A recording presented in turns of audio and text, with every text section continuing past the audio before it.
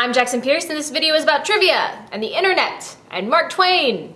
It's a collection of things. So yesterday I was supposed to have this really cool trivia live show game where I was giving away great prizes like a Sweetly Arc and a Spanish copy of Sisters Red and stuff like that. I made questions on flashcards and used markers, and it was overall a pretty fantastic thing, and I was really excited for it.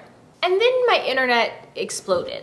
It was broken in pretty much every way, but I had a guy come out and fix it today, so all will be well. We've rescheduled it next Wednesday, and you should definitely come because there are fabulous prizes. In the meantime, I'm going to have to come up with a new first question because everybody got the first question before the internet went, pow.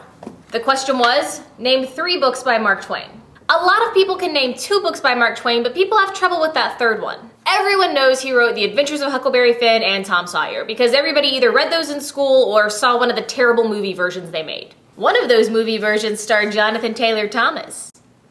It was not good. It's not a good movie.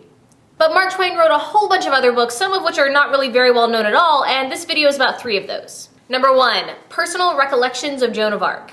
In this book, the character Joan of Arc was largely based on Mark Twain's favorite daughter, Susie, and the book was published the year that she died of spinal meningitis. The book is kind of like a fake documentary. It's presented as a memoir of a man who rode alongside Joan of Arc during her lifetime. It was a huge flop. Pretty much nobody liked it, in large part because it's a fairly serious book and Mark Twain had kind of been branded as a humorist. But despite all that, it was the book that Mark Twain was the most proud of. And aside, after Mark Twain's death, his only surviving daughter, Clara, made the book into a play and cast herself in the role of Joan of Arc.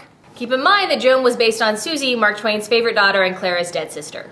If that does not scream, I need therapy, then I don't know what does. Number 2, Pudd'nhead Wilson, which is not an entirely unknown piece. The title of that novel is bad, really bad. It makes me think of Bill Cosby and, pudding.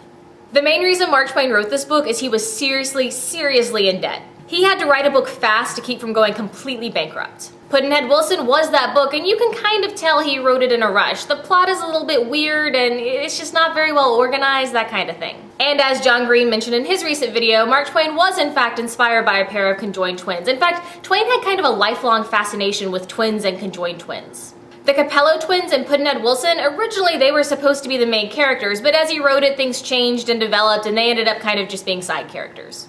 Number 3, The Mysterious Stranger. The Mysterious Stranger was not published during Mark Twain's lifetime, in part because it's kind of a downer, and as we already discussed, he'd been typecast as a humorist.